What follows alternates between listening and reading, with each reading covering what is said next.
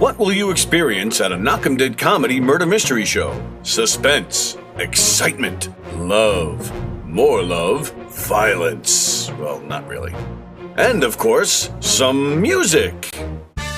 Knock'em Dead Comedy is the #1 murder mystery troupe, entertaining thousands of people for over 20 years. You have a great night or what? Good.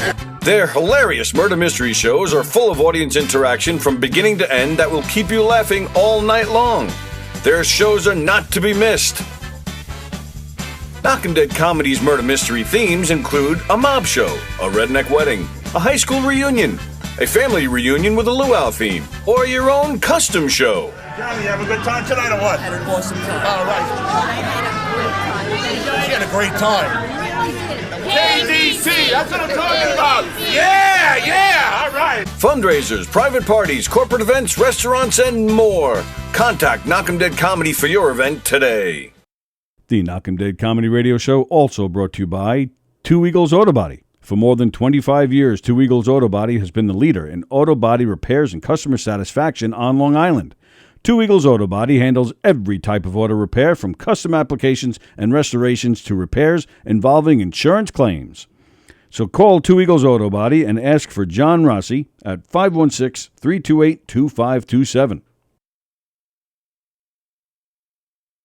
Hi, I'm Danny Bonaducci, and you are watching Gov's Radio. This is where you go if you want to see something or if you want to hear something funny. Coming up in just a couple minutes, this is a joke I told. What? I'm not on Gov Radio? Call the police. Call my agent.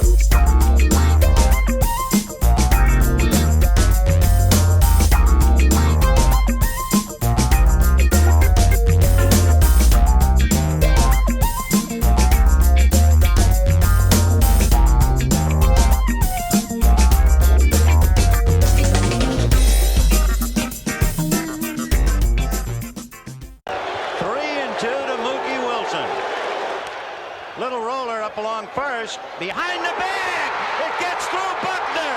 Here comes Knight, and the Mets win it.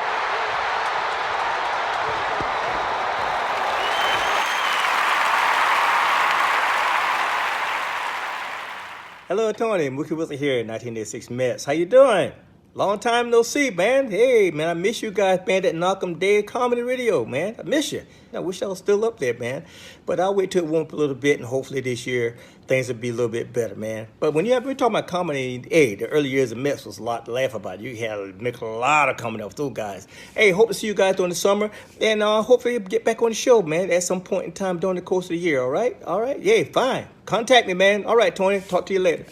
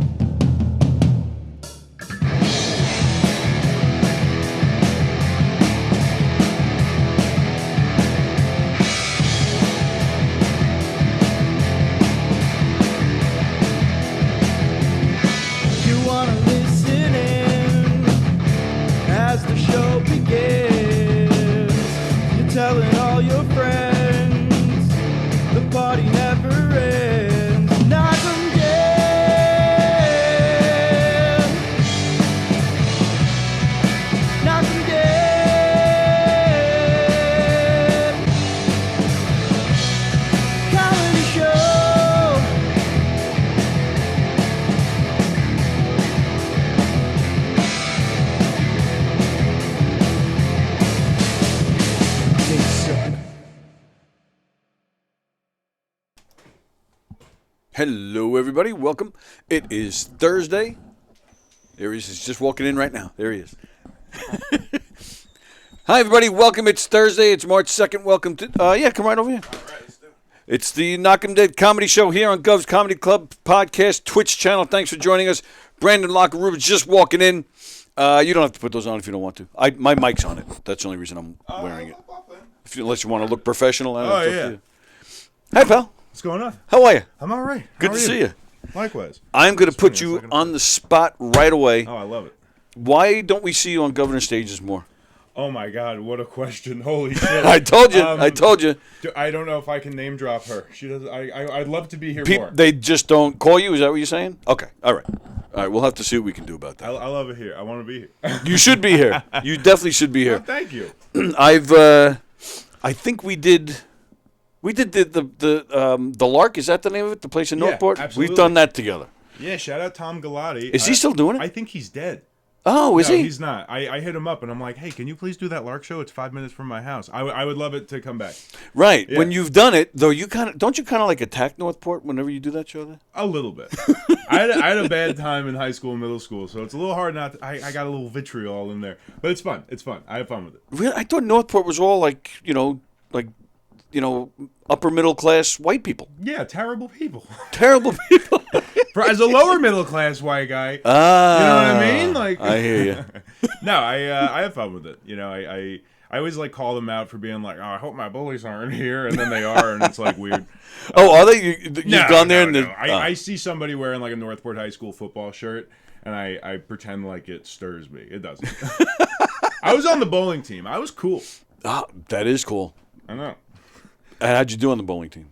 I did pretty good. I had like a 215 average. Wow. That is it wasn't good. bad. It wasn't bad. You know, I wasn't the best. There were kids doing better than that? Than 215? There was a kid from Smithtown who dropped a 300 against us every time we played against them. Fucking hate that kid. Yeah, 300? I got one. You got a 300 I should have worn the ring today. It would have been very fitting for governors. Yeah. It's a big, chunky fucking ring. I got that instead of a class ring because I'm not gay. Yeah, I didn't get a class ring either. Hey, look at that. I knew we'd be friends. Let's see. So I left it out. They got the graphic over my head saying, please share the link. Yeah, it's there. Okay, Trust me, it's there. Please share the link to this show and tell everybody you know about all the great shows here, Gov's Comedy Club Podcast, here on Twitch, and, of course, the YouTube channel. Andy Plajanos is chiming in. This is going to sound super white. I ran into Tom Galati at Kalahari last weekend. The fuck is Kalahari? Kalahari is, it's in Pennsylvania. It's one of those, it's like a resort amusement park. An Amish haunt, if you will. Yeah. Okay. Well, anything with Andy is a haunt of some kind. Facts. Yeah, absolutely. Andy, are you returning tomorrow? Andy didn't do the show with me last Friday. That son of a bitch. I know. Spending time with with his family. How dare he? No excuses. No, it's ridiculous. You got to commit, man. You commit to doing this show. That's it. Just like Brandon committed to doing a show today. Oh my God! Like I shouldn't admit this live on air. I slept through my alarm. Well, it doesn't matter because you still. No, I know, but I woke up at like 10 o'clock, being like. 10 o'clock. Like I thought that I set the alarm for 9. So you got from Northport? Are you still in Northport? No. I could do a little humble brag. I woke up at my hot new girlfriend's place. Nice. In Bethpage. Lifesaver. I would have been fucked. Hot new girlfriend. Would have not been fucked. Yeah, right. Yeah, no, she lives in Bethpage. Very convenient for becoming the Sure, governors. Absolutely. Was she there? Yes. She actually let you stay. Yes, I somehow gained permission. I don't know how or why, but yeah, I'm excited. It's a good thing. I'm happy about it. You slept over because now can we talk about you sleeping over? Like you guys living in sin like this? Can we? Oh yeah, absolutely. So you had the sex last night and then you slept over? Maybe. I don't know, Tony. I don't kiss and tell, even though I totally do. Wow. So how new is this? I will put my hat back on because I can't hear you out of there. 3 weeks. You couldn't hear me? I can hear you just fine anyway. Oh, okay. And I look better with the hat. It's Dos Equis. Check it out. I thought it was like a funeral thing going on. Like you're the man in black today. Well, when I don't have access to my whole closet. Oh, that's true. Yeah. going for the goth emo vibe today. That's all right. Intentionally. You got the sex, then that's all that counts, and Amen, brother. nothing else matters at that point. You get away with anything. For sure. So how new is this? Like 3-4 weeks. Wow. She saw me. You ever done the Crabtree show that Johnny Mac hosts in Huntington? No, I know of it, but no, I've never it's just been a there. nice little. Love Johnny Mac. Yeah, he's a great guy. He asked me to host it because a friend of my comedy life, Dom LaMarca, I don't know if you're familiar. He was sleeping in. He wasn't answering the text. Like, are you sure you're hosting this today? So he asked me to host it. And then this gal comes to Crabtree's and listens to my set and is like, this is the guy. No kidding. Yeah, no, it's the first time I've ever been asked out in my life. It was cool. So she watched you, and then afterwards she actually came up to you and asked you out? I still don't get it. Holy shit, that's fantastic. I know. Wow. I'm coming hot off of a, not a nasty divorce, but still a divorce. Oh, really? So, it was very, very cool for me. Very cool Wow. for me. Yeah, Crabtree's, all of a sudden, best place in the world. And you owe Johnny Mac quite a bit. Oh, I owe Johnny Mac. I owe the fine people at Crabtree's. I owe Dom LaMarca for not waking up before 3 p.m. any day ever. It's so sad. We actually just lost him. He moved to Austin, Texas. I heard. Yeah, I heard. Flat left us. Son of a bitch. I'm going to cry, man. It's all right. Okay. Cry with your girlfriend. Wow. So I mean, we all usually want like a groupie or something after we come off the stage, but now you got yourself a fine new girlfriend. Wow. It's very exciting. I would think so. Yeah, no, it's There's cool like a stuff. theme here too, because Hugh Murray's been coming in, and him too. He's got a new girlfriend. Oh, I've been seeing that on the socials. Yeah, they've That's been posting cool. a lot of pictures of themselves hanging all over each other. We gotta compare nudes. We gotta compare them side by side, dude. Well- Not for anybody else. I'm not sending them to you. I'm just like, Oh, I thought we'd do it live on the show here. We get Hugh down here or something. oh God, I don't know. Or just bring the girlfriends with you guys and. Yeah. Oh my God, That'll was go over straight well. up- Yeah, no, we'll do some classic radio bits. The hot dog launching contest. Yeah. Well, congratulations, and divorces suck. I mean, glad it's not bad, but Yeah, no, that was the thing. I got a second lease on life, man. I can All make right, all cool. these. I can make all these I hate my wife jokes now. I feel like a real comedian. because that's never been done before. No, it's fresh. No kids or nothing. But No, all right, good. no kids, no assets, just poor sadness. Well, there's your life of a comedian right there. That's easy to chop up. Do you have another job, or it's just a comedy? Right now it's just comedy. Nice. I worked for Renewal by Anderson. Oh yeah. I worked for those sons of bitches for 4 months. I made really good money. So I was their best leads generating guy. So I wasn't in Do you sales. talk about this in your act? I did a little. Yeah, bit. because this all sounds familiar to me. I used to, and it was very hit or miss, so I stopped talking about it. But basically, yeah, my supervisor was kind of like Andrew Cuomo, in just his Pierce cadence, nipples? Pierce nips, just Italian dude stereotype. But essentially, I made a lot of money doing that because I was really good at it, being a comic, yelling at people in the supermarket, "Hey, your windows suck!" It was good. It was like barking, but less soul crushing. And I was just able to save up a decent amount to take the leap of faith, just do stand up. Wow. And I gotta go back and get a job if anybody's hiring. No, I got some leads. I got some stuff going on, but yeah, for a good chunk of time there, just stand up, and I love it. Oh, absolutely, I'm sure. It's the fucking tits. And I'm sure. So when the girlfriend, when she asked you out, she asked you, is this your full-time job? And you're like, yes. Oh, and she yeah. was all impressed. She said, wow, I'm dating a comedian. Honestly, it was super cool, man. She's the kind that likes that I'm doing the thing that makes me happy. I feel like my ex, I took that leap of faith and I was like, I'm not gonna work, and she's like, holy shit, what are we gonna do? And I'm like, bitch, I got savings. I'm not doing it in a stupid way. I'm not. Well, trying starting to, a sentence with bitch though, that might have affected things a little bit. That's a recent development. That's a recent. But I like that I'm with somebody that thinks it's cool that I'm a deadbeat comedian.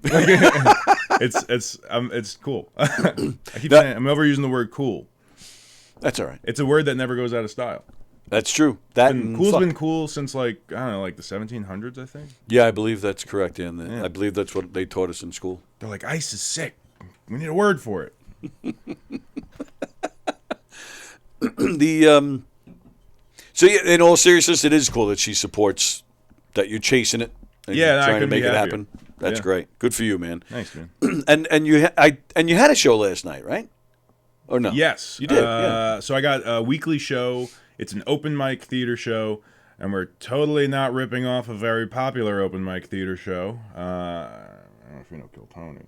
No, I don't. So actually. I gotta shout him out. Like, it's kind of like an in joke at this point. It's very similar to that show, but basically the idea is that it's a theater open mic show where like comics can get real actual stage, not at a bar stage time.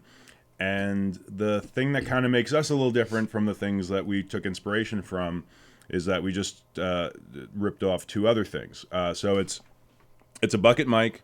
You get 3 minutes only. Wow. But the whole time there's a panel of 3 comedians on stage that can give you an America's Got Talent style at any time.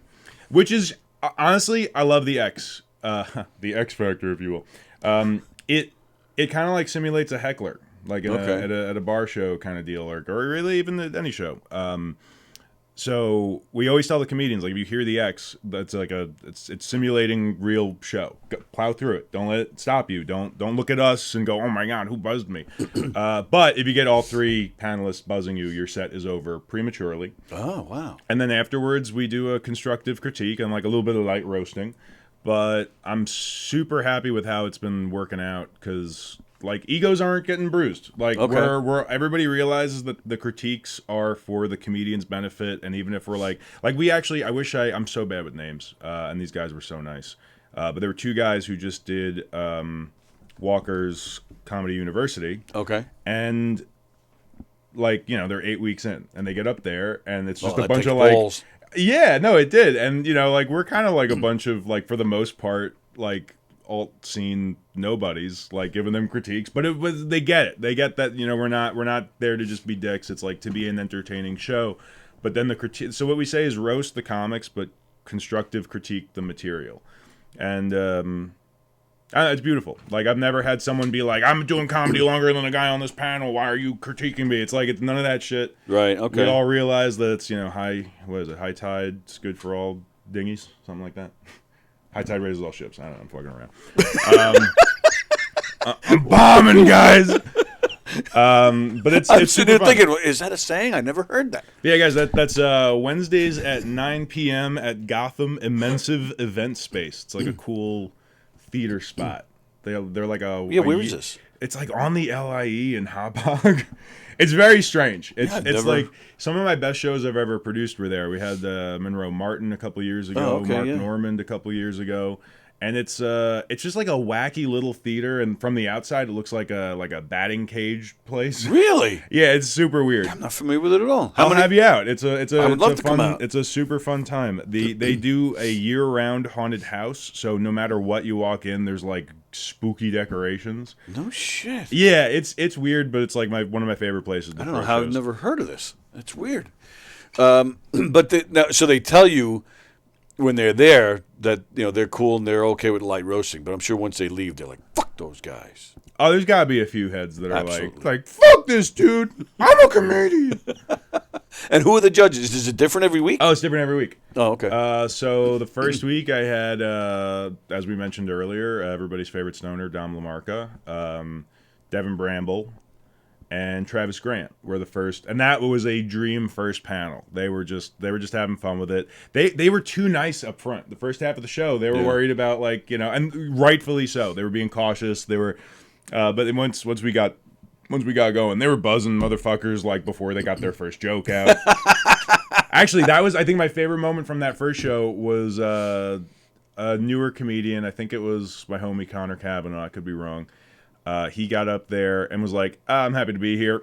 And then I asked Devin about it immediately once we got into the critique. I'm like, because you can't tell who buzzed if you're not looking at the judges. It doesn't show on the screen who buzzed. Okay. And I was like, who buzzed him before he said a joke? And Devin was just like, he said I was happy to be here. That pissed me off. Like, it was just, we're having a great time. And then, we're going to get some other shows going there too. But right now, Broken Mic every Wednesday.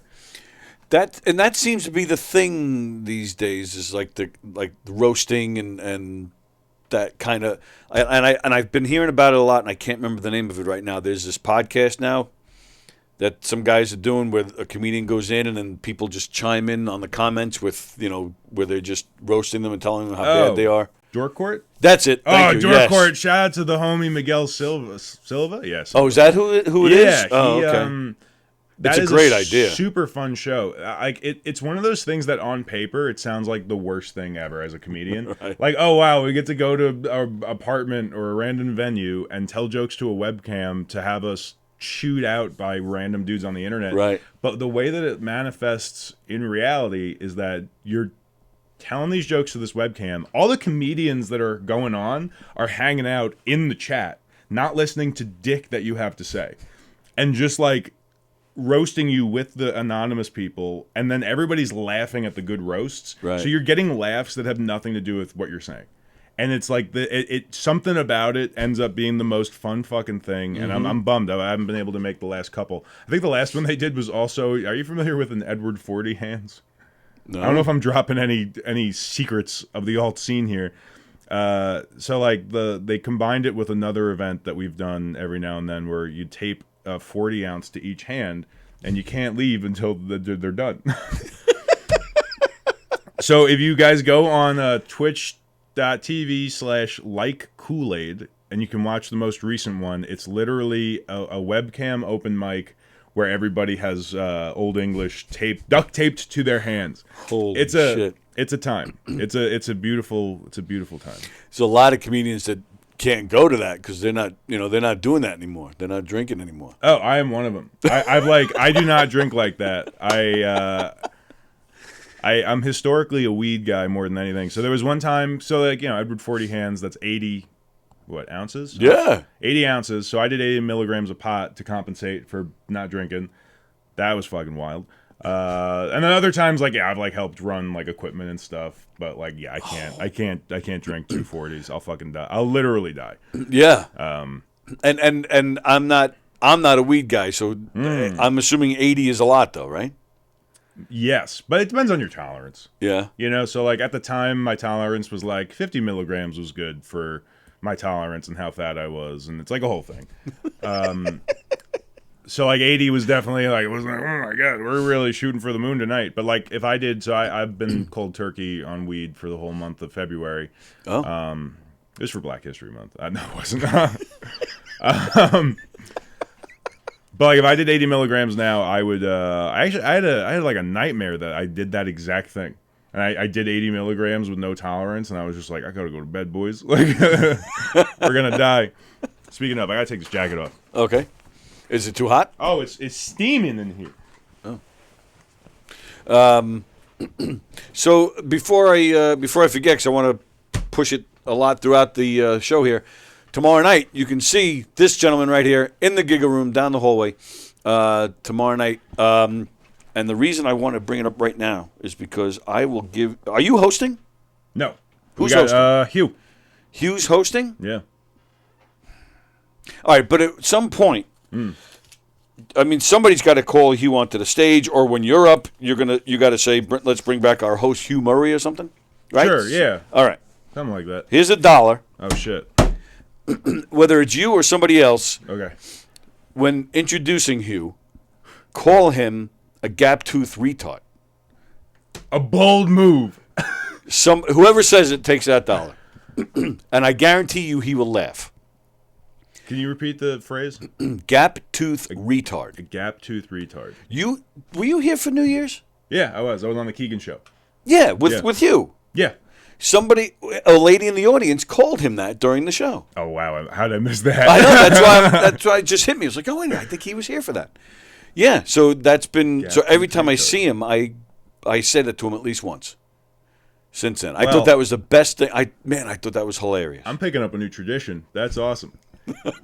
My parents made me worried I was going to be a gap-toothed retard. They're like, you got to get that little surgery and have the thing snipped. And I'm like, I'm not doing that. And then my teeth, I didn't end up having a gap tooth, so it worked out. I didn't need some weird dentist surgery. Isn't it just a snip? I don't know, man. I don't want to get it done, but I don't have to. I didn't have a gap. Well, a gap is a good thing, depending on what kind of gap we're talking about. Oh, shit. didn't know it's touching a nerve. Oh, shit. Hugh, you gap tooth retard. That's it. That dollar goes to whoever says it. Beautiful. I'll do anything for $1. I got you. I hear you. See that? Yeah, you're out of a job. You need that dollar. I do. And you get a lot of comics showing up to this thing on to the Broken Mic. Yes. I wish I. I don't had a know. That's figure why I for you. You know me. I'm from Long Island. I say, like it's going out of style. Yeah, I think we had like roughly 20 last night. Oh wow. Yeah, the first one we had 20. The second one it fell off. We were closer to like 10, 15. But yeah, that's awful. The support has been lovely. I don't know. I love so. I guess we'll talk about it. I should not talk about the show that inspired it, but you should check out Kill Tony. No, I have heard of it, Okay. but I don't know much about it. It's like the biggest live produced podcast in the world. Everybody gets a minute. It's one of those things that like I would love to do and hop on, but like after COVID, they stopped touring with it. They're just in Austin, Texas right now. So it's definitely like a reason to get down there because like a minute on that is like a minute on one of the biggest podcasts in the world. Like if you crush your minute and you crush the interview, it's just. I'm not saying it like will make your career, but it helps. It's a cool thing to do if you're a comic coming up. So like I took a lot of inspiration from that, and I'm just so happy that it's working the way that I envisioned. I could see people getting pissed, and like we had one little like interaction on stage where a judge and a comedian were playfully going at it.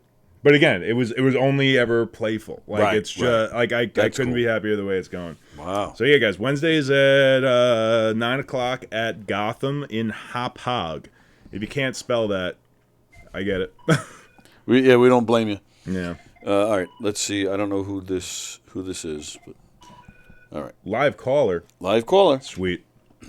Hello, this is Online Visibility Group calling with an urgent message. Oh, no. Your Google listing has been flagged for review. If you are the business owner, press 1 now. Yep. As a big fan of the Transformers, I'll take robot calls any day, baby. Yeah, that's Optimus, ring in, dude. Yeah, that's the level we're at here. Those are the phone calls we get. You want to know something insane? I wanted to book a friend of mine that I know from. He's a city comic. I do a show in Huntington, not Crabtree's at Industry, and you know how scam calls are very abundant, and they're trying their best, being like, "Oh, it's a robot. Oh, it's a charity call." So I get a call. It ended up being from this comic that I really wanted to book on this show, and I was excited to have him on. And it said, my phone lied to me and said charity call. Oh, wow. So I answer, and this guy has a very pleasant, consistent voice. So he's like, hey, it's Will. And I'm like, man, these robots are getting fucking good. Fucking robots. I hung up on him. He calls back. He's like, hey, it's Will. Is this a bad time? And I was like, I literally turned to my girlfriend and I'm like, this AI shit is crazy. Yeah. And I was like, weird. Fucking robots. I hang up and he messages me on Instagram. He's like, dude, I'm trying to call you. What's going on? And I'm like, holy oh my God. Shit. I felt so bad. And he was so cool about it. Like, I believed that, that had happened. And I ended up, booking him and it was fine. And, he doesn't hate me. But I felt like such a shithead. I fucking called him out for being a robot. And he was just pleasant. That's good. I wonder why the phone said that. That's the thing. I think they just have to guess and be like, it's a 516 number, but it's originating from New York City. So I think it just has to guess based on a few factors if it's fishy or not. And yeah, it ended up fucking me up really bad. I wish, because nobody knows phone numbers anymore. No. It's all just looking at your contacts or whatever. I wish there was a way to just, where we all just had some kind, we didn't even have phone numbers. We just, it would come up, Brandon LaCarrubba's calling. You just have, it just works off your name somehow. Well, that's the thing. Mine does that because, if I were to call you, it knows that, it's my account and it has my name on there. Actually, I think it says the name of my business, which freaks people out more. which is like it's Carib Caboodle. It's like just what I produce under. So people get a call from that, look at that. and they hide. They're like, what the fuck is a Right, they're like Carib Caboodle? Right, it's a telemarketer with a weird name. But like, there's so many ways. Like, what you could like. I wonder if you could still type in like star something before you call and it doesn't show your caller ID. I do believe that still works. Yeah, *67. Yeah.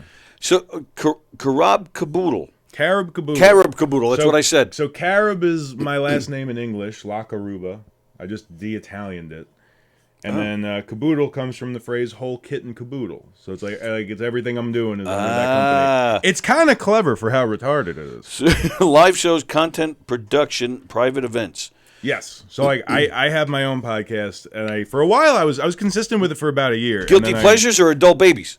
Oh, guilty pleasure personals. Yes. And then adult babies is good pals of mine, Brendan Ryan, and I don't know Chick's last name, but he just goes by Chick. He's sick. Chick, if you're watching this, I love you, baby. Chick is sick.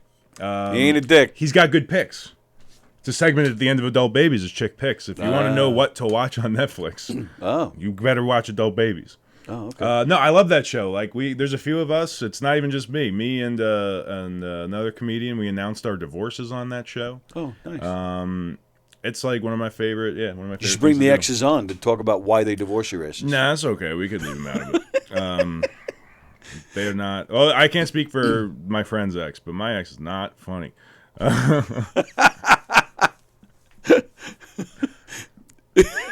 And I will slander her no more. I was going to say, make sure papers are signed before you go any further. Big time.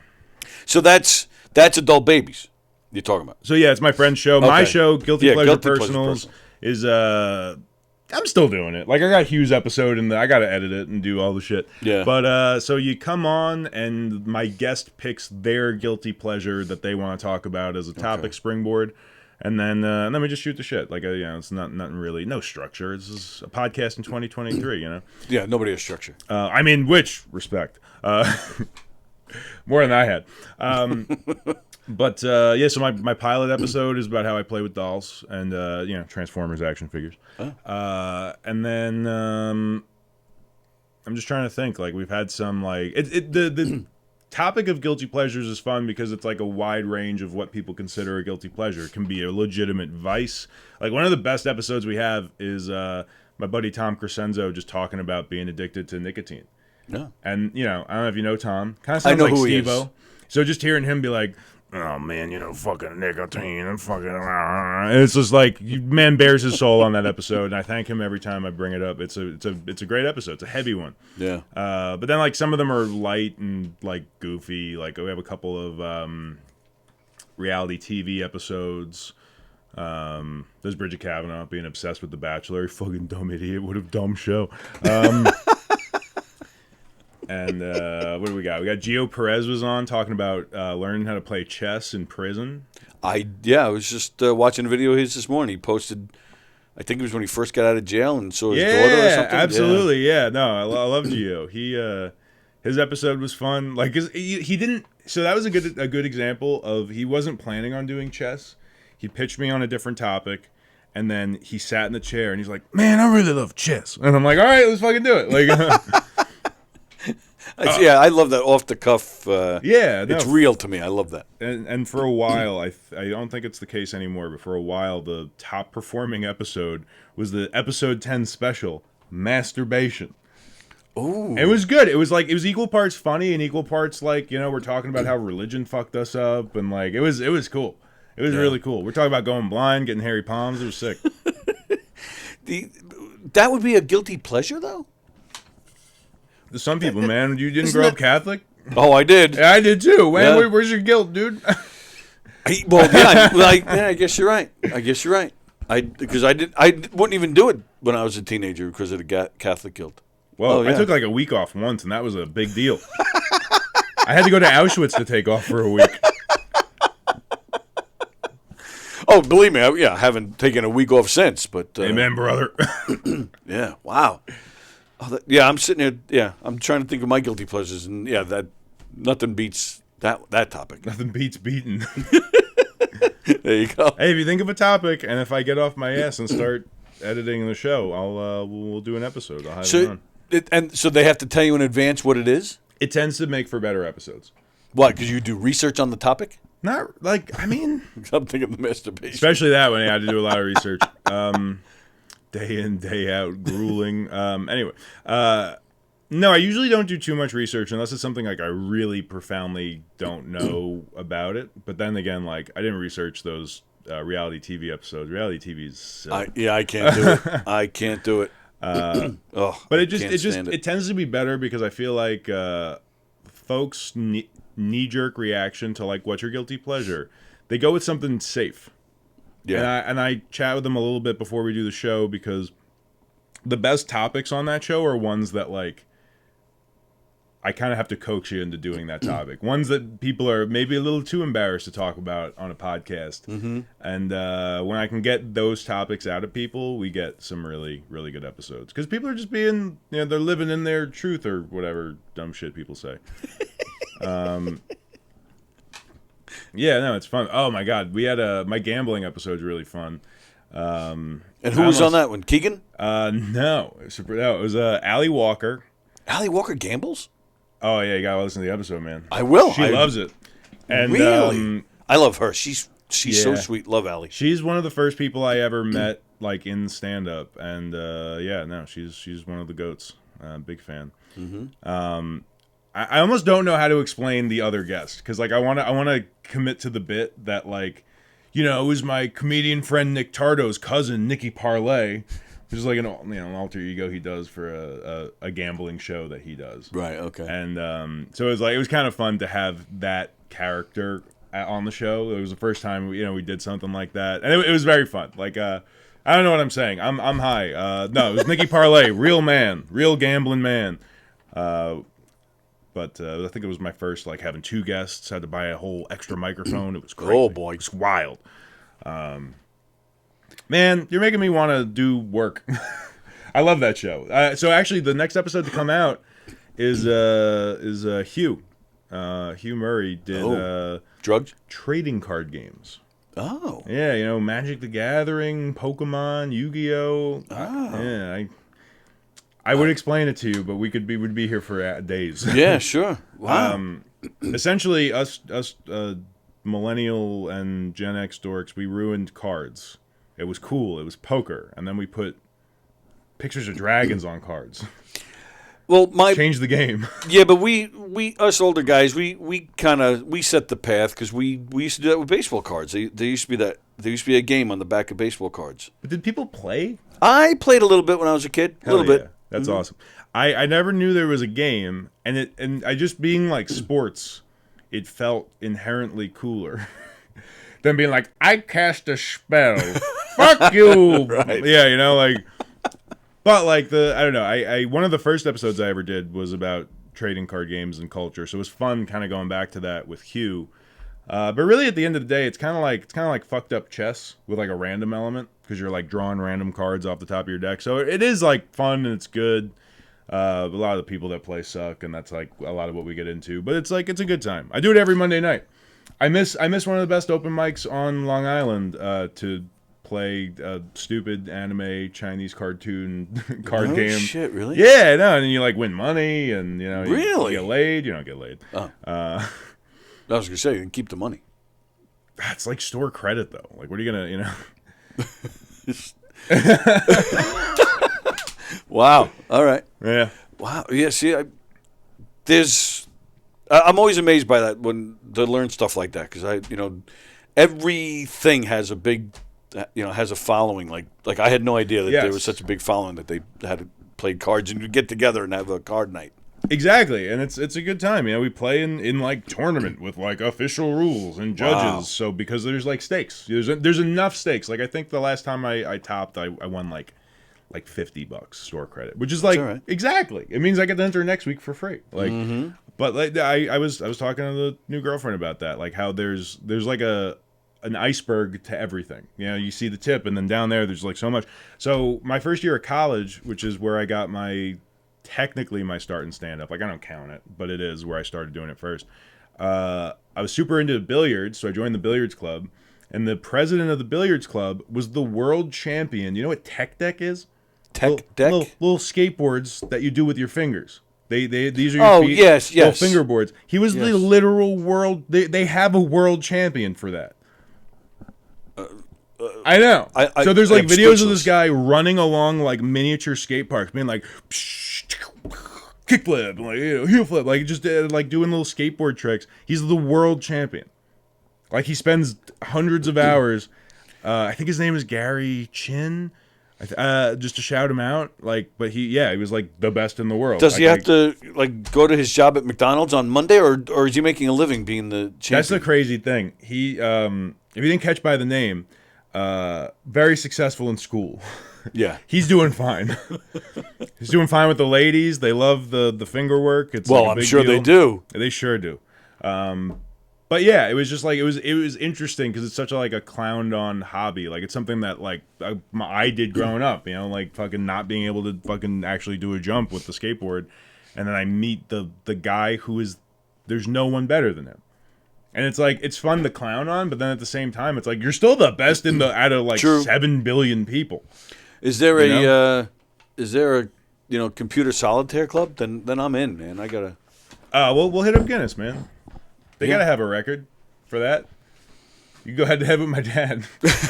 Although he's more of a spider solitaire guy, to be fair. I don't know if you fuck with the spider solitaire. No, I don't. I've seen it. I don't. No, I'm just. Oh, you're a purist. I'm plain old vanilla solitaire. I respect it. I never learned how to play Free Cell. You know how to play Free Cell? I think. You know what? I forgot all about that game. Right? I'm going through them in my head. We got Minesweeper. Minesweeper I figured out. Yeah, I never bothered with that. That one's pretty good. It's very boring. You ever play Space Cadet? It was the pinball game included with like Windows XP or 95. I think it was XP if I remember. Oh my god. I think so. That shit fucks. That was the best game. I never thought I'd be into pinball, but Space Cadet. I still because I'm old and I like I still like the old the Atari 2600 pinball. That shit had pinball? Oh yeah, they had pinball. Okay. Oh, I used to freaking love it. That and Pitfall. Pinball and Pitfall.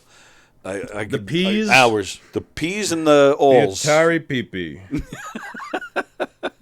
Pitballs for my balls. I want to have a soft spot for... Because like, I like playing retro stuff. But like, Atari's tough because Atari almost killed all video games forever. What do you mean? There was no like quality control, and they were just putting out like they were letting anybody make games for it, and then they made they made E.T. on Atari, right? And it crashed the entire market, and Nintendo had to be like, "We'll pack in a robot if you'll buy our video games again," and like saved like I love video games. It's like my favorite art medium. So there's a part of me that subconsciously is like fucking Atari almost ruined it for everybody. I always laugh because I can't do video games now. There's buttons everywhere, and you got to use two hands, But then I give you young guys a joystick, and you guys are like, you don't know what to do. Like what? I only can do this. Oh wait, there's a button. They're posers. I could fuck up with one joystick, one button. That's where I'm at. That's easy. A porn, isn't it? 2 girls, 1 button. Gotta be. You would love. So before I did stand up, yeah, I was working I was like running an AT&T store. It was the closest I ever came to killing myself. It was in Syosset. It was terrible. I'm a retired Verizon guy. So I hear you. God, yeah. Yep. I don't know. The store I was working at, I don't know. They could probably sue me. I'm not dropping names, but they were just like, either you're committing fraud or we don't want you. So, so I ended up quitting and having like a bad time.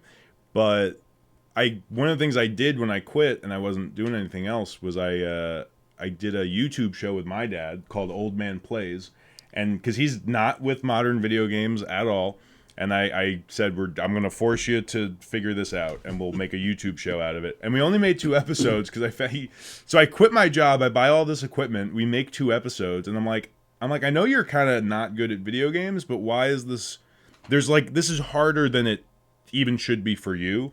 And he's like, oh, diabetic neuropathy. I'm going blind, son. Oh, jeez. I'm like, Dad, I just spent $2,000 on equipment, you dick.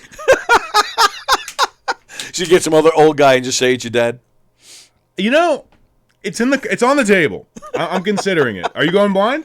No. Not All that I right. know of. Yeah, I don't know. How old's your dad? Oh, man. Why would you ask me? I have to do math. 68. Well, all right, I'm not that old. Okay. I'm not. It's better for the show if you're not that old Oh, because okay. you're not going blind. Yeah, get me while I'm old, but not old enough to start losing shit. Hey, especially if we could do it in here. That was the part. I hated that'd setting be up fun. my parents' basement as a studio. That was a Oh, problem. we could definitely do it in here. That'd Hey, be great. I'm into it. But That'd be we fun. were able to get 2 episodes off. The first one was like a choose your own adventure-y kind of game, but with Batman. So it was like a little easier for him to get into it. But then the second game was they got a Spider-Man game on PlayStation 4. Okay. That is full. You're exploring the city and you got like you have to use all the buttons and a gajillion combinations of each button. And he had a rough time, but I can't do it. That Spider-Man episode, I'll show it to you after the show. It's All right. we had a really good time, and So is the poor guy blind now? I don't know. They still let him drive a car, which is problematic. Well, yeah, if he's blind. Yeah, I don't know. I think he keeps it close to the chest, one of those. Vest, I think. Yeah, Yeah, I don't know either. but I don't think he's blind. But Maybe he just didn't want to play. I mean, he is that crotchety old son of a bitch vibe. I could see it. I'm so bad that I tried the I tried VR, right? Oh, hell yeah. And they put the goggles on me and all the contraptions. But I can't because it's so real to me. Like I couldn't stay still. I was actually, moving around. Yeah. I didn't last 2 minutes. I ended up running into a footstool, flipped over it, Nice. and then hit the corner of a table. And the goggles actually saved them. Talk about going blind. I probably would have taken an eye out on the corner of a table if I didn't have the goggles on. All right, Ralphie. I take the goggles and, because, you got, there's contraptions and, you got the sensors. And Sure. I take the goggles off. I see what happened. I see there's a dent in the goggles and I'm going crazy. So I yanked all the wires off the walls. I destroyed this room in less than 2 minutes. I believe it. And the kids haven't let me play it again since, and I don't blame them. Hey, that's the thing about VR is like it takes a second to click and to really, Well, in my Be case, in more there. than a second. well, at least 2. But I that feeling of it like before it clicks and you're just like disoriented and you're like, what is this Matrix reality I'm in? But no, it's funny how they put out a lot of VR headsets and it was like super expensive and like Yeah. not super accessible. But then it took like 5 years for like really good games to come out for it. Like really like ones that like a video game dork like what's the word, like connoisseur if you will, like me was like, oh okay, now I actually need to buy a VR headset to play Half-Life Alyx, like Right. because like, oh my god, a game where you gotta like reload the gun for realsies and do all the like, holy shit, like it's cool stuff. Don't say for realsies. I love saying for realsies. Yeah, really? I like saying for realsies. I like saying neato. Oh, nice. One of my favorite words. I do it in my act, but fuck it. You know what the word nibbling means? I think so. It's like the N word, but you can get away with it. No, it means it's like the gender neutral, like your like niece and nephew. It's the umbrella term. Like, my nibbling is like either, or my nibblings. But that sounds dirty. It totally sounds dirty. It's like you say it out loud, viewers at home. It feels good to say, like Come here, my nibbling. nibbling. My nibs. Like, I'm gonna say that. I'm gonna say that later. Go Hell up yeah. to a girl. do it. Come here, my nibbling. My nibbling. That'll go over well. That's that way to end up with an inbred child. Yeah, I like my words. I like my silly words. And yeah, you do have silly words. Yeah, that's what I do. Well, all right, let's go back because you mentioned doing stand up in college. Let's do the usual. How'd you get into comedy stuff? Okay, so randomly paired with a roommate when I did my only year away in college. He was a stand-up comedian, started doing it in high school. Shout out to Tim Heinz. Never gonna watch this. I fucking love you, dude. Is he still out there doing it? I don't think so. He's a teacher now. Oh. But he's like one of those teachers. Like, you know how like only 10% of teachers are good at the job, and they actually give a fuck about nurturing these people and not Yes. being dickheads and about being a teacher. He's one of those, and I'm happy that he's doing that. But he convinced me to go to like the school's club. You know, not like sometimes idiots hear me go, the comedy club on campus. And they're like, you guys had a comedy club on campus? No, it was a school club, you idiots. But that club was super fun. And one of the only reasons I wish I didn't drop out of that school, because it was 2 hours every week. The first hour was like improv games, like Whose Line stuff. Oh, that's cool. I love that stuff. The second hour was just like, if you want to do stand-up, we'll be fair and get through everybody if we can, and like you would do stand up for the club and you'd get critiqued, and it was like probably the most fun I had in college. It was just super fun. And then if you did the club a lot and you really showed you were working at it, they'd put you on shows that they would throw on campus. Okay. Which I still have not bombed as bad as those campus shows. Oh, really? Yeah. In my actual stand-up career, so that's like a nice like floor that I've not broken through yet. Nice. Like I've bombed. We've all bombed. Oh yeah. But not as bad as that bullshit in like a dining hall where you hear the chairs turning away from you. So that was where I got like the first time doing it, and then I didn't do it for I don't know years, like maybe like 5 years. Oh wow. And I was running video game tournaments in this very building. So I got into business with a friend who, through like a few degrees of separation, knew one of the owners, and we pitched them the idea of running. Are you familiar with Super Smash Brothers? Yes. So we would run those tournaments in Governors on Monday nights. What? How long ago was this? Oh my God, this was like 2017. Yeah, it's a while ago now. I don't remember ever hearing about this. That's for the best. Because like, look, we had fun doing it, and it was like a great tournament, and Melee players. So it's like an old version of the game, Melee on GameCube from the early 2000s. They drink, so it worked. It made sense. We had the stream set up because we treated it like sports, you know. So we had a live stream and headsets and like commentators. That was all set up in the green room. The matches that were being streamed, like the one-on-one fights, were on the main stage. Holy and then shit. the seats where the audience sits, or like where we had like all the other setups and all the other matches going on. And it was super fun. And just being in this environment, it was half of what was like, I gotta try this again. But then I think I'm cool to talk about this. So this was around when Louis was doing those secret shows. Right. And I was able to say before I got into stand-up that I got bumped by Louis. Oh, nice. Because he wanted those, like, kind of hush-hush Monday slots. So, James comes in, he's like, none of this video games this week. We got Louis coming in. And I was like, sweet. And I was like, can I buy a ticket? And, I was able to. And part of what got me into it was just, like, being here was a big part of it. But then, like, seeing Louis, like, up close. Right. Post-cancel. Mm-hmm. Oh my God. And then also around the same time I saw Bert Kreischer live, who's like one of my favorites and influences. I saw him at the Paramount, and that combination of factors. I started looking up open mics and like turning. So and also part of it is like I just love like telling stories like outside of stand up. So like I had a few that I would just tell all the time, like smoking pot with friends and getting fucked up, and be like, let's hear about when Brandon went to Auschwitz, and now it's like that's the only bit that from day one I still do, because it was like a real story, and it was like very impactful. So you really have been there? Oh yeah, my high school sent me there, man. It was bad. They sent you there? Yes, I like you're that bad of a kid. They're like, let's send him over there and show him. That's how I set up the joke. Is I'm like, I don't even know what I did. They skipped attention straight to Auschwitz. Holy shit! But I gotta say, if you guys want to hear the rest of it, you gotta come to the show tomorrow. Tomorrow night, Giggle Room. I can't kneecap myself on that one of all jokes. But I did actually go to Auschwitz. We sang Hebrew songs and did like a little memorial concert.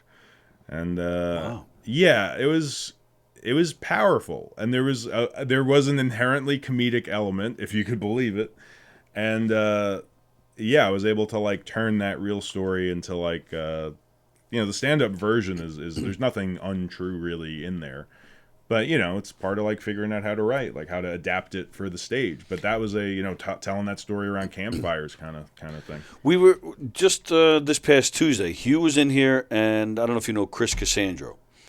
Okay. Excuse me. They were in here, and they were actually saying that too. That they would like to put something together where it's not really the premise, set up punch. It's more like the storytelling and just kind of bullshitting with the audience. So then I had mentioned to them, it's been a few years now, but I had Joe DeVito in here, and he was telling me about one time he went up and he had just had a breakup. Like it was that day or that week, really fresh. And he went out, he got introduced, he walked out, he grabbed the mic, and he told the audience flat out, I'm just not feeling it. He goes, I just had a breakup. He said he ended up grabbing a stool, and he just had this group discussion with the audience. A little vent sesh. Yeah. Okay. But he said it was one of the best nights he's ever had as a comedian. Because it's real. It's fucking raw, and, like, I don't know, you punch it up if you can, but, like, people respond to that. Like, I love storytelling shows. Like, I hope they do that. I would love to fucking be a part of that. You ever heard of the This Isn't Happening? It was originally produced by Ari Shaffir, and, like, it was all just, like, I think it was on Comedy Central, but you can also just catch all of those sets on YouTube. Okay. And it's really cool, man. It's just like Joe Rogan talking about going to strip clubs, and Joey Diaz talking about fucking killing people. Like, it was... and it's, like, it's that exact idea. It's, like, all, like, so stories, they're not... all stories. I mean, are they dressing it up and making it humorous here and there, or are they just sitting there talking? Man, I don't know. It's hard to tell because a lot of them feel like genuine stories. Like it's rough to show someone that and they're expecting like stand up, right? Because it is more like a real stories. But some of the comedians like punch it up and some punch it up less. Like it's a cool thing. No, please, Hugh, do a storytelling show. Fuck, come on, man, let's do it. Let's get it. I got a PA. We'll make it happen. We'll get the Giga Room. We'll put something together. Yeah, absolutely. I would love to see something like that. It's different, like it's fun. It's that's half of why I'm like doing the broken mic thing. It's just like it's fun and it's different, and that has like a little bit of like we're all helping each other element. But like, I think a lot of people forget that this shit is supposed to be fun. Right. you know? Like, right. Yeah. Very serious. We're telling fucking dick jokes. What else have you? So what was it? Live events? Do you do concerts, right? Like, or is it just comedy? It's just comedy. But like, if I have a lot of musician friends. If they, like, I'm open to doing whatever, but it really does manifest as like comedy shows. I make my podcast. I'm working on putting out video content, but it's tough as a one man show. It's just a lot. I hear a lot of hats, a lot of time in the editing room. But I'm figuring it out. It's because I'm in here by myself, and I'm, and then I have to deal with, I don't just come in and do this, I deal with all the shows, and man, for sure. It's a lot, man. I don't get me wrong, I have a good time, but it's a lot. For sure. I love how, like, at the end of the day, it's like, it's a fun job, and I love doing it, and it's definitely the only thing I want to do. But like, if you're gonna make something of it, it's still work. Right, and that's it's all part of it. I say as like my podcast has not come out for like 3 months, but it's like I'm it's a balancing act. Like I'm focusing more on the live shows and like and actually working at new material and like not having that not get stale. So it's like if the podcast falls to the wayside, it falls to the wayside. Like it's there. There's a body of work. There was a whole year where I didn't skip a week. So so if I want to use it as something to show people that like I can make stuff on a consistent basis, like I have that. It's there now. It's fucking $20 a month to maintain a fucking just podcast page. Oh. But it's like it's worth it, It's I hear you. Yeah. So, and speaking of live shows, Giga Room tomorrow night. But also, I was looking. I mean, it seems like you have like 800 shows this month. That is generous. But really, I mean, it's a long list for the month. Yeah, no, I've been doing stuff. I got name them all right now. Name them all. Crabtrees had me host where I found my hot new girlfriend. Do a bi-monthly right now at Industry Art Gallery and Lounge in Huntington, which is another one of my favorite stages to play. That's going to be a weekly in May on Tuesday nights at 8 p.m. If you want some local, up-and-comer, real good comedy, we got a great room for that. What else? Got the Broken Mic every week now. Joke Folks is like the name of my just kind of like general shows that I do. They're kind of like all over the place. Like this one's in the Giggle Room. I have a couple places in Hotbog that I produce at, like that Gotham place I told you about. But yeah, I'm kind of all over the place in a good way, I think. And not 800 shows. That would be sick. I wish. But and shout out to my boy Rene Fuentes, who you also might know. He's got a really fun weekly in the Lower East Side at this place called Roost, and really fun as it's a bar show, but it's a very fun bar show. That's cool. Like we have a good time out there. All right, I'm going to put you on the spot because we keep talking about the hot girlfriend. Let's see. Prove it. All right. I'll show you. I don't show the camera. I don't want to get in. No, I'm just fucking.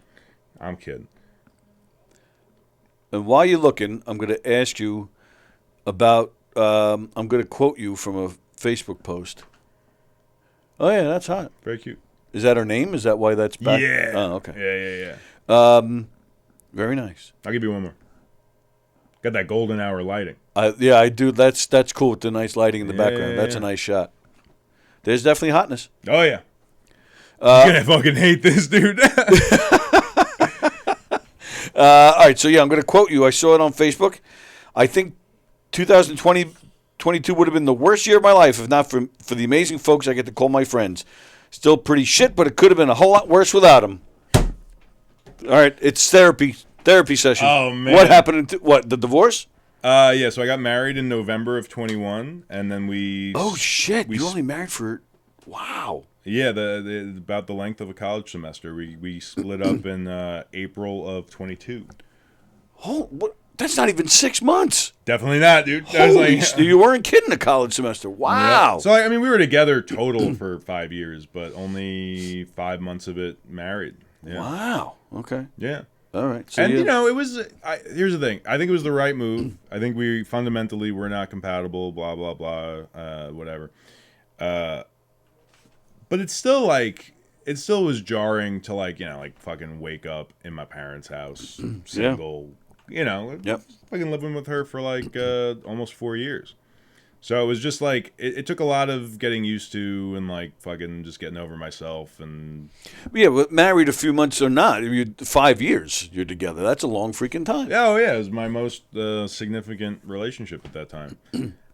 So it was just a lot of, Also, I don't know, I was living at, the apartment in her parents' house, so, we were living with them, and that was not good. That's not good. It was awful. We all pretended like it wasn't awful, but it was very awful. Mm-hmm. So it was a lot of, just going back to just being me without having that stress of living with these people that hated me the whole time and would never say it to my fucking face. And in the end, it was all good stuff. It was it was a good year. It was just a growing pains year and figuring out shit. And yeah, I wrote that status because I was feeling I got over myself and being depressed, and I was just grateful to the people in my life that are cool to me, and I mean, yeah, which is great, but you need to have that. You need to have that time to be depressed and just kind of get it out of your system. You don't want to bottle that shit up. Oh, amen. And I'm not Irish. I don't bottle anything up. Yeah, I hear you. It's strange because, even though it's the right move, it's still, after 5 years, you're still, good or bad, you're just used to the routines and the this and the that with that person. So, that's rough, man. Well, I'm glad you made it through. Hey, man, me too. Thanks. Absolutely. Yeah, it's tough. I actually... Same thing. Yeah. In 22. Yeah. After 10 years. 10 years damn. ago. Yeah. Okay. And she was my co-host here. So it was. I hear you. Fun. Definitely a lot of growing pains. Yeah. Okay. Yep. Look at us blossoming. No, man, we're making it stop. Fuck them, man. Fuck them. No, we're not fucking them. That's the whole point. I don't want to. Well, yeah. Yeah. All right. I'm going to play a little Have You Ever. Oh, hot. All right. Well, first question is smoked weed, but we already get that one. Oh, yeah. Pop pills. No. Went streaking. No. Skinny dipped. I No. hope so. No? All right. You got to get this new girlfriend on board here. Have you been arrested? No. Gotten into a fist fight? No. Never? Very close. Never in your life? You're a peaceful man. Some people call me a pussy, but I... Well, I was polite about it. I don't know. If you need violence, if it's the only option, I'm not necessarily like against it. You gotta do what you gotta do. But I'm a very much like I'll fucking diffuse this. I'm like I'm one of those. Very nice. Wrecked a car. I got T-boned, but that was not my fault. All right. Egg someone's house. No. All right. Played ding dong ditch. Yes. Been suspended. Well, yeah, they sent you to Auschwitz. Yep. Pulled a fire alarm. No. Good. TP'd someone's property. Yes. Stolen something. Yeah. Oh, what'd you steal? Fucking Yu-Gi-Oh cards, man. It's the dorkiest answer possible. Oh my goodness. That's as dorky as it gets right there. I needed my dragons, man. Have you ever drag raced? No. Have you ever graffitied something? With my dick? No. Paint the walls, man. Have you ever petted a wild animal? Yes. Really? Yeah, you're not supposed to, though. What was it? Fucking deer. A deer. Oh, Yeah, it makes them like friendly to people, and then they walk out on the roads more. It's not good. Have you ever talked your way out of getting in trouble? Oh my! It's all I do. Have you ever had to wear special clothes to cover up a hickey? No. Have you have you ever spent the night sleeping by the toilet? Yes. All right, and I'll go with three more. Have you ever had sex with a person whose name you didn't know? No. Have you ever been caught fooling around by a parent or a sibling? No. Happy about that one. That's fucking weird. All right, last one. Have you ever burped while kissing somebody? Yeah. Really? Yeah, I don't know. You get comfortable in 5 years, you know? You fucking... Yeah, but while kissing them, though. Yeah, you know, fuck it. It's air. I can see burping and farting in front of them, but while actually kissing? She had to give, like, a specific reason for divorcing me, you know? She had to write something on the dotted line. Yeah, right there. Yeah. That would be awesome. Be a judge and reading that. What the fuck? Yeah, that's a double take. Yeah. Like, just say you beat the shit out of her, man. That's so much cooler than burped down her fucking throat. True. All right, so what else? So we mentioned, you're talking about Netflix before. Did you see this Sunday, Chris Rock has a Netflix special. Ooh. But it's the Netflix's first ever live streamed global event.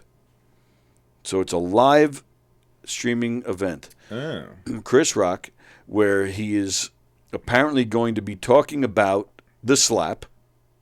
Oh, they're monetizing the slap. He's reportedly getting, he has not confirmed this, but he's reportedly getting paid $40 million for this. $40 million. I just feel like Will Smith slaps like a bitch, so that's like a lot for a weak man slap. I would take... I'm coming for you, Will. I would take like 100 slaps in a row from Will Smith for half that money. Oh yeah, no, I'd take a dozen slaps from Will Smith for fucking like $100, dude. Yeah, I'd take a few kick in the nuts for that money, you know. I was floored when I read that. And Amy Schumer and Jerry Seinfeld are going to be somehow a part of this special. Oh, cute. They're going to be the old Muppet men in the balcony. Right. Delightful. That's cool though. I you know what I wish I didn't miss? Louis just did like a live stream thing at Madison Square Garden. Oh, I know he played the Garden. I didn't know he live streamed it. Yeah. Oh, I had no idea. I wish I sprung for that, but It's not available? I don't know. I should look into it, but like I don't know. I feel like that was one of those things that would have been part of it was like being there for the live event. Yeah, true.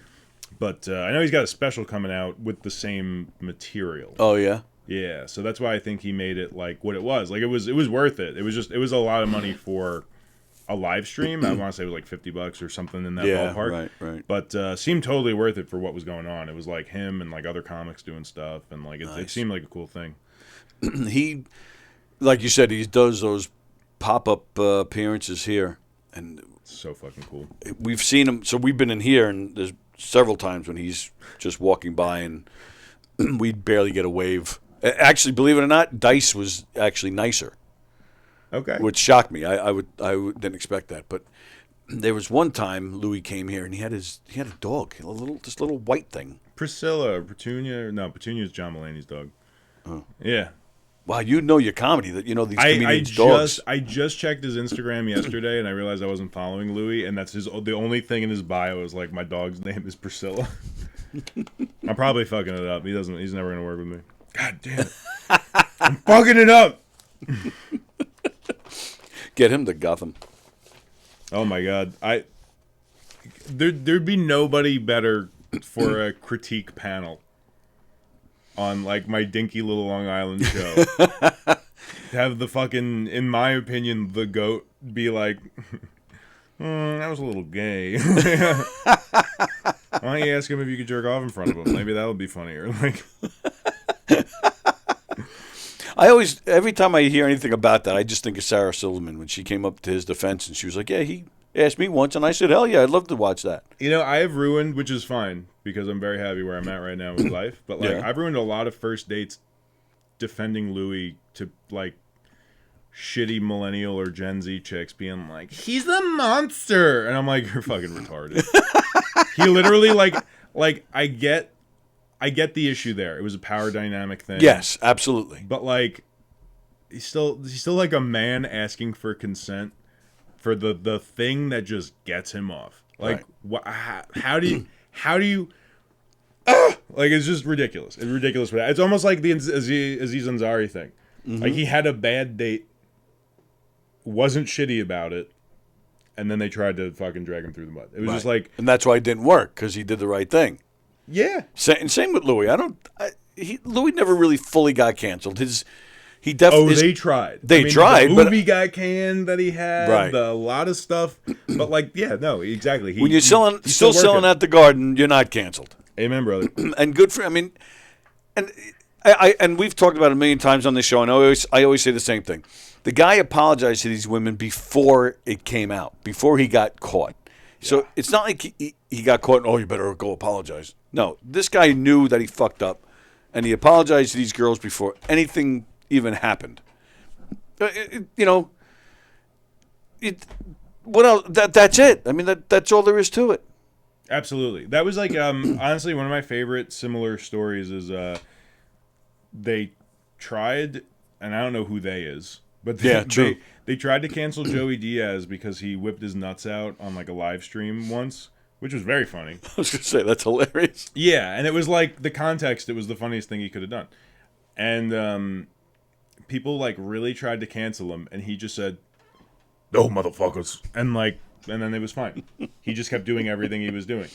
And like I think that's half the battle is like, you can't, like I do a bit. I think we've spoken about it. I went to Auschwitz once. And actually, wow, that's not even the one that people get mad at. So I also do a bit about one of my best friends is autistic, and the whole joke is about just how some stereotypes about autistic folks, like, you know, there's some truth to it, but, you know, it's not a rule. Like, not every autistic person is XYZ. And I occasionally have a parent in an audience get really fucking mad at me for talking about it, and I'm like, I really try before I like get mad at them and before I kind of like fight back a little bit. Yeah. I try to level with them and be like, what exactly are you upset about? Are you upset about that this guy has been my best friend for 20 years? Are you upset that I'm actively saying that stereotypes about autistic people are not hard rules and like they're people too, and like they don't, you know, and they can never answer the question. They just like being mad.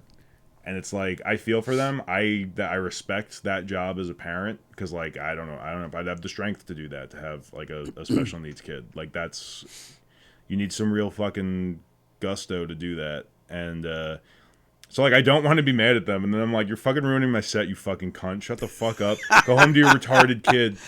Like, but like, really, like, I had a guy like it was a dad, and he was like reaching out to me until like 6 a.m. I was like, he found like every email of mine. He was hitting me up, writing me dirty ass messages. Oh shit! Like for every the social same reason? media. Yeah, because his son had autism, and so I was hosting the show. I love this story. I was hosting a show in Mineola, and I did my host set, and then I'm working the show, and in between working the show and lighting people, this dad tries to pull me aside to be like, hey man, I just gotta I really like your material, but you need to know you're not allowed to do that. And I was like, oh, which is an invite to do it more. Yeah, it was like one of these conversations. And I was like, I tried leveling with him, but I'm also hosting the show, so I'm not here to have this like 20-minute conversation with him about how he's wrong. So at one point, I was just like, you know what, guy, like we're not getting anywhere. I'm working. Like, goodbye. And he was so pissed and drunk, like pissed off that I just like wasn't giving him the time of day. Right. That he starts like giving me dead eyes across the room. Oh, God. He starts saying shit when I'm on stage, but then he really starts getting in it when Adult Baby's host Brendan Ryan is on stage, crushing. So he's fucking up my friend's set now, and he's upset because he thought like I bitched to the bartender about him to have him kicked out when I didn't. The bartender asked me, "Is like, is this guy?" Like, is this what's going on here? And I go, he's just being an asshole. Like, you can do whatever you want. And the bartender made the call to, like, ask him to leave. And then he was like, you fucking pussy. You're asking the bartender to kick me out. And I'm just sitting there like, fuck you, dude. I'm literally getting, at that point in my career, I was getting paid to do something. That was a big deal for me. I was like, I'm hosting a show. I'm being a professional. I'm not engaging with this guy. But the way that Brendan Ryan from that stage handled this asshole was, if we had it on video, he'd be famous. It was one of the best heckler interactions I've ever seen. He defused the situation enough that the guy wasn't ruining the show anymore. But then, yeah, he was hitting me up till like 6 a.m. Like he found all my social medias. He found everything. He was trying to, and I was just like, I think he just sobered up and then it was fine. Yeah, right. And then he went back and looked at it. Was like, oh shit. He's like, I gotta take care of my fucking kid. And his wife kicked his ass for yelling again because when he heard the word autism, he freaked out. Yeah. So tell me about this. Your best friend, because it's a rarity where you hear about. Well, at least I think you're typical. Whose best friend is autistic. Yeah, he's one of my best friends. There's a pantheon. But yeah, him and I kind of like grew up together, and you know, I feel like I'm one of the many comics, like, you know, we make jokes about ourselves being autistic. You know that whole thing with Roundup and like they fucked up corn, and now like my whole generation, we're all like a little autistic. But like I'm not. My parents got a ton of second opinions. They're definitely sure I'm not. But they're like something's got to be wrong. But like at the end of the day, we were just into the same shit for the most part, and you know, we were able to relate on on that level that ends. And up how did you discover that? Because I'm assuming maybe he wasn't with autism. I'm assuming he may have been in special needs classes. So I'm curious how you guys like found each other. It was like a family friend situation. Oh, okay. Yeah, we were in the same school district, but then like I moved, so it was like a whole thing. But like, yeah, it was really just like a family friend thing, and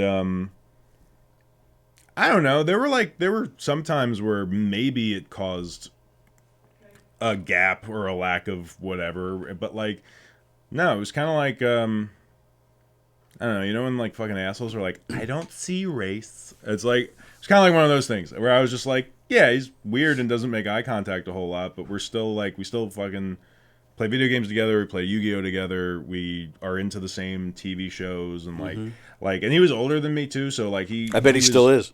Still is. But sorry, no, you're fine. Like exposed me to like some of my favorite like comedy stuff when I was young. Like I didn't know what Futurama was before I knew my friend Dan. Got me in trouble with my dad. My dad saw, I don't know how familiar Futurama was. My dad saw the Snoo Snoo episode with the planet of Amazon women. And they're fucking the main characters to death. Nice. Yeah. And my dad was like, all right, no more Futurama for you. And then I was like sneaking it until it was cool. But yeah, we were just like friends. Like that's it. Like, and I'm actually like, I'm really excited. He's coming to the show tomorrow, and it's going to be the first time that, like, he knows I do these jokes about him. But he also knows like I'm obviously not punching down. I'm making fun of the stereotypes, not him. Right. But like, I'm really excited, and it's also slightly weird for me just knowing that he's going to be in the audience. Like, it's going to be fun. It's going to be really fun. That's cool, and that's cool of you to include, a special needs person in your life. You said that I do have an autistic daughter, so that's why I took such a big interest in it. Oh man, I'm gonna need an escort to the car. Son of a bitch! No, actually, and I've talked about it before. Yeah.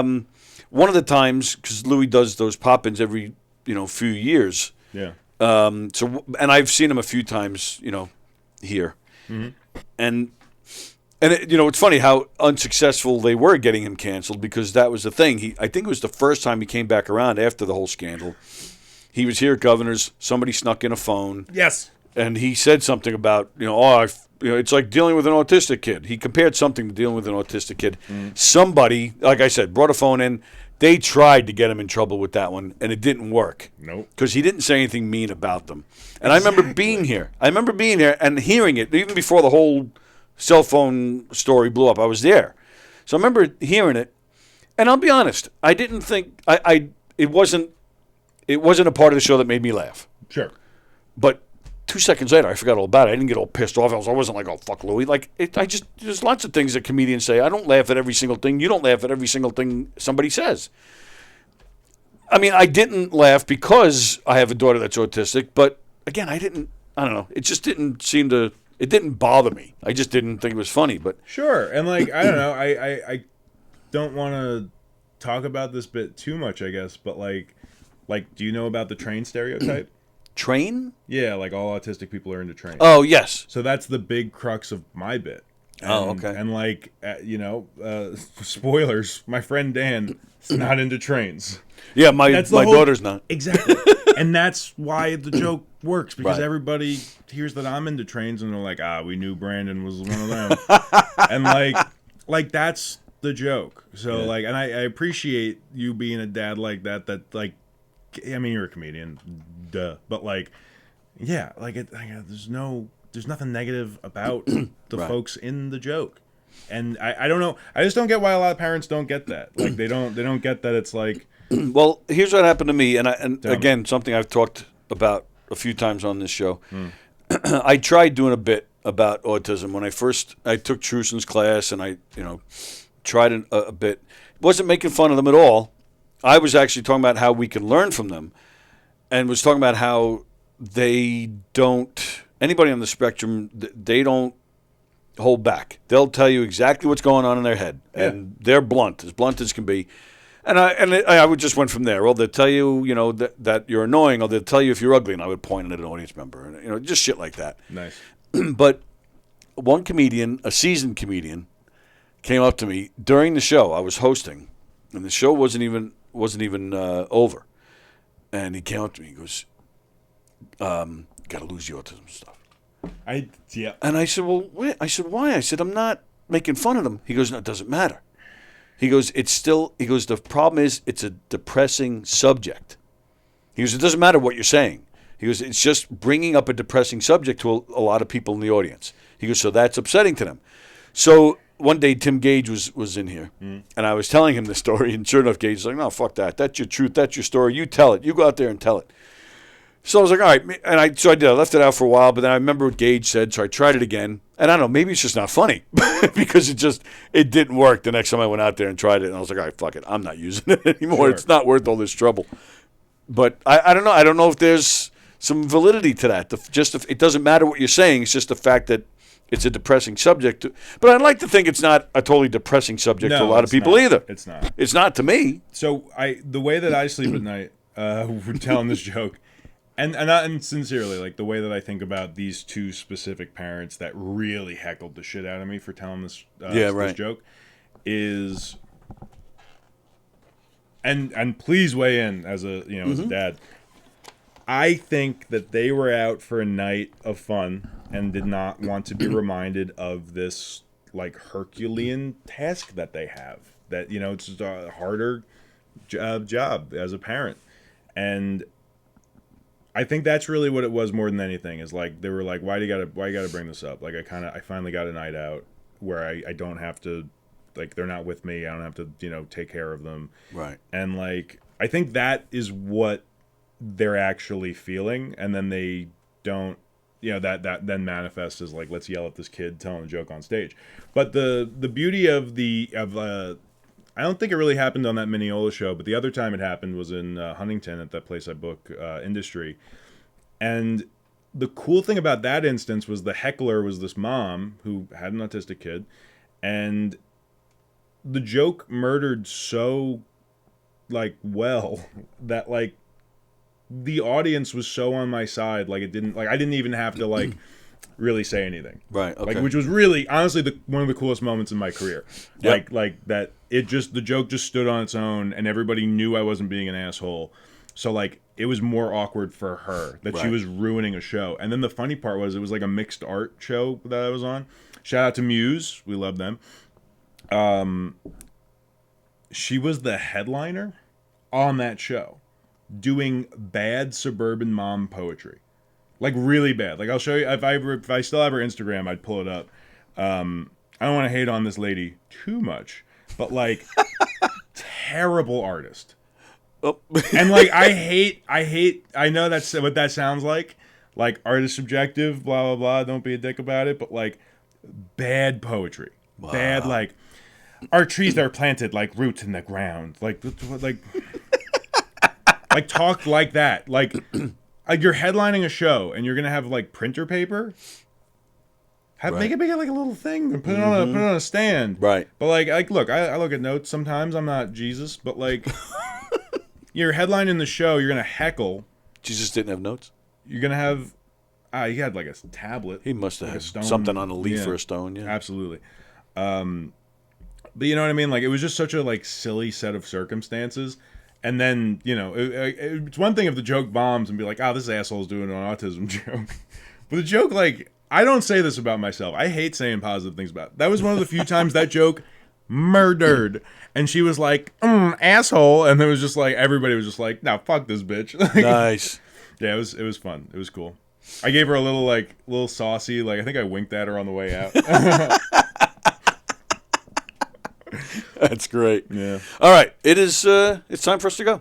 So shucks. Tomorrow night, Giggle Room, right down there. Who else is doing that show? Bridget Kavanaugh? Who else? Bridget Kavanaugh, Renee Fuentes, Rob Hall, Hugh, of course, Devin Bramble. Mm-hmm. Honestly, you should just be excited about that lineup. Fuck me and my stupid half hour.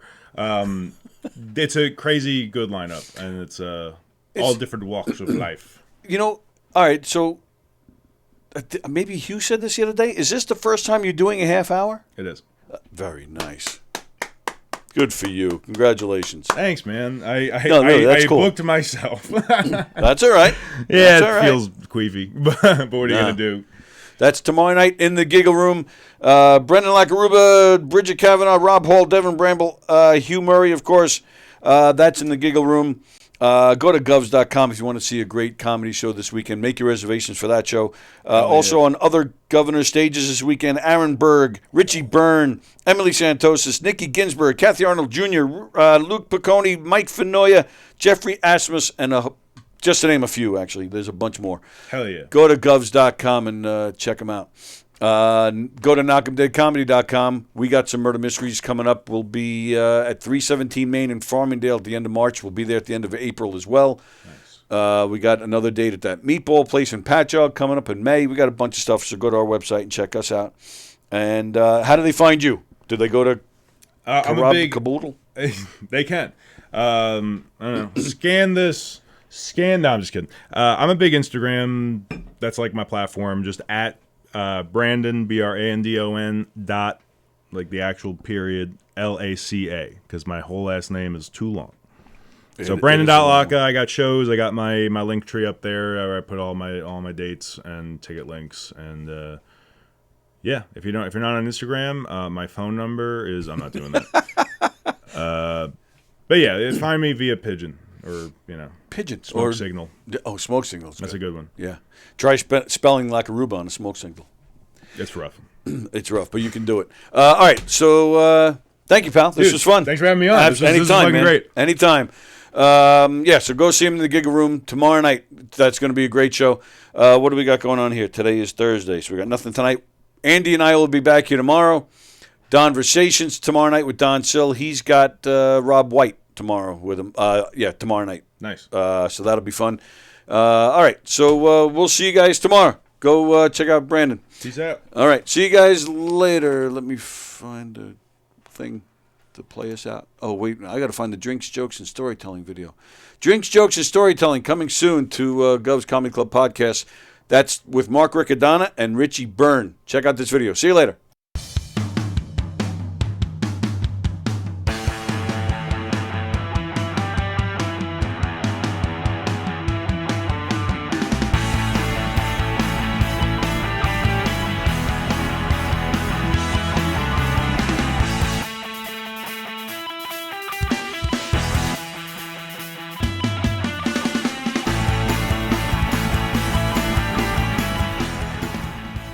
Bartlett, ladies and gentlemen. Rob Bartlett! Rich Voss is here. Rich Voss. Mark DeMeo right here. How about it, Mark DeMeo? Jim Grumpier. Carrie Carabas. Chris Roach, everybody. Chris Roach. What up to Lisa Lampanelli? How about it? Lisa. Yay! Richie. Baby. Don Jameson. Oh, yeah. The only Vanessa Hollingshead. How about it? Woo! Rick Overton. Yes, Rick Overton. Hey. Mr. Joey Cola. How about that? Joey Cola is. Oh boy. He already forgot. He already forgot us on. That's how old he is. He was. Hey, Joey. Joey. Joey. Well, I hear them, but I don't see them. Joey. We're inside the china cabinet. Well, look to your left, to your right, or wherever. I don't know. It's back. Hey, we're on your computer. Hey. Oh, there you are.